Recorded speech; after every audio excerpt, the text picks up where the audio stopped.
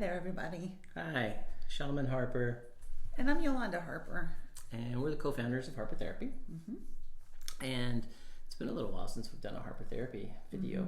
We do a lot of our coaching stuff, but we don't do a lot of Harper Therapy videos these days. No, but something came to our attention recently, and so it Yeah, prompted. I was kind of digging through some statistics, which is the fun thing of owning a business, and I noticed we did this post.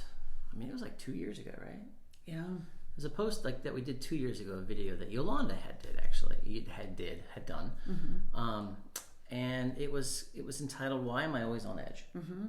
And for some reason, that one really got a lot of traction through the last year. And it's been, even recently, has been. Right, showing back up like in like things that generate traffic for our website, and just really, you never know what might catch on to people or not, but that one, as far as like having people watch it and interact with our website, was huge.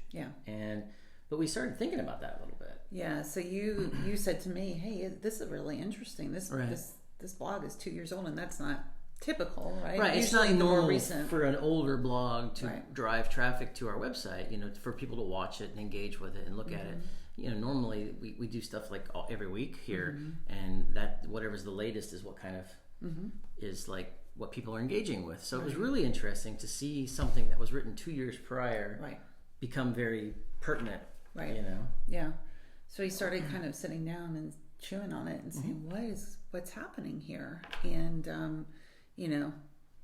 the trauma therapist in me was like, oh yeah, that makes total sense. Yeah, it's been a year. It's been a year and a half. Right. So as we're talking about this, why am I always on edge? The COVID edition. Like the premise of the original blog post still stands, right? Absolutely. Like we talk a lot in our Facebook Lives, in our blogs, about trauma, because we are a trauma practice, and some of the misconceptions about what trauma actually is, because a lot of people just think that trauma is combat or first responding or first responders, natural disasters. I guess maybe COVID could fall under that. I think it's a collective. Right. So unfortunately, we kind of only tend to think of those things as trauma, when trauma encapsulates so many other. Basically, trauma is a feeling that your life and well-being, or the life and well-being of someone that you care a lot about, is at threat. Right. And it includes things like car accidents and assaults and domestic violence and being raised in a home where there was a lot of alcoholism or substance abuse, being raised in a home where there was abuse or neglect, So all of these different things are really what trauma is. Absolutely, right? And so the COVID edition, right?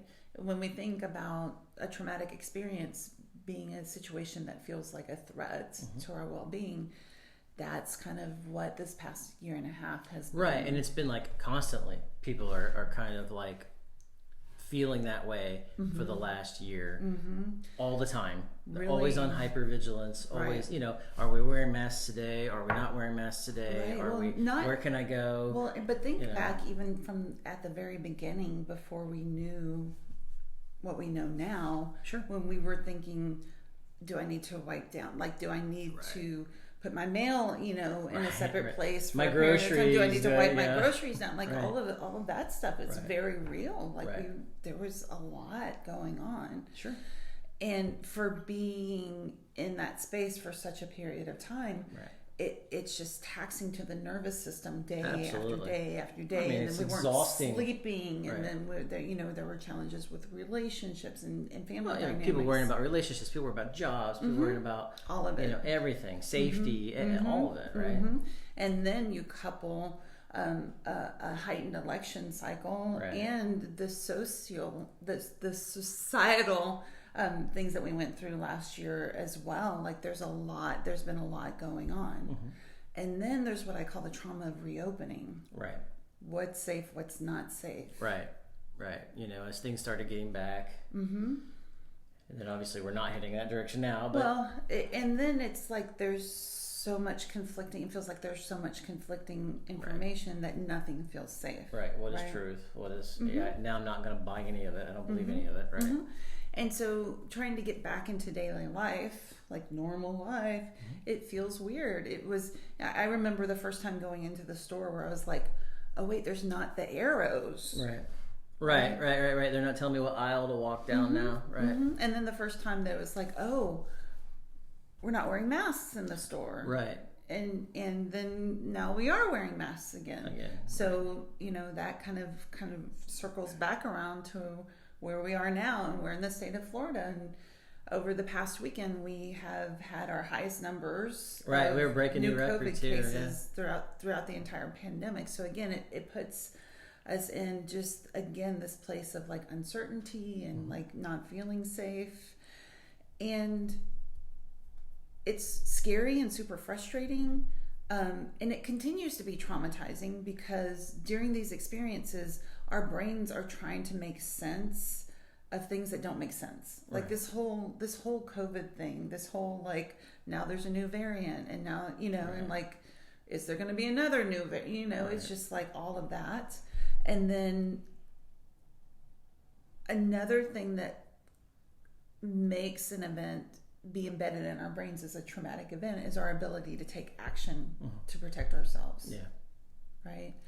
And for so many people, that feeling of like, I can take this action to protect myself isn't there as much as they would like for it to be. Sure. Right. So that is kind of where we are with COVID. Right. And what can you do? Well, what can you do? You can just kind of hold on to what you know. Right? Yeah. I mean, we've learned a lot about COVID over the course of the last year and a half. We know how people catch it. We know how people don't catch it. Right.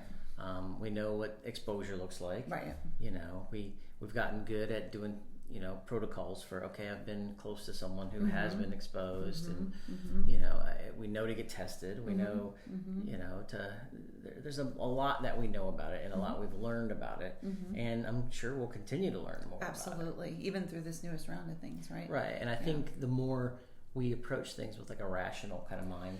Well, it is. I remember being in a space where kind of newly vaccinated before this recent, and we were eating, we were having a meal, and it just felt like there were a lot of people. It was really close, and it was like new into like being in the restaurants without wearing masks back and forth. And I literally remember sitting, at our table saying, "This is why you've been vaccinated. You're vaccinated. Right. This is, So it is kind of coming back to the things that we know to be true, and that can be really a lot of work to kind of challenge the emotional response that we can be in, that real feeling of fear. Right, because that emotional response, it drives that. It drives that fear. It drives that, and then that fear kind of makes us irrational. And again, that's our brains. Like the fear is our brains. Like, I'm trying to keep you safe. Being afraid is part of what keeps you safe. Right. Until it starts impacting your life, and it starts affecting your relationships and your ability to do your job, and your ability to just kind of function in life. And that's when you know that you could probably benefit from some professional help. Right. I was just about to say, and you wonder why we're on edge, right? Yeah. I mean, with all of that going on, that's why we're on edge. That's why. Why. Relationships are short with each other. Workplaces are wonky. There's a varying degrees of how people feel safe and don't feel safe. Right. And all of it puts us on edge. And here's the thing: if you are exhausted by all of the on edgeness, right, and if it is starting to really impact your ability to do your job, your ability to connect with your kids, your partner, those kinds of things, it's time to get some professional help, and it's time to give us a call. This is what we specialize in helping your brain move these events from that fight, flight, freeze response and hypervigilance to allow you to still remain vigilant, which is actually going to keep you safer than like hypervigilance. And give you the ability to re-engage with your life in a safe and healthy way. Absolutely. I mean, and we've kind of been doing that here for the last year and a half, really focusing on a lot of that. A lot of, I'm on edge, I'm anxious, I'm worried, I'm scared. A lot of that trauma that we're all experiencing.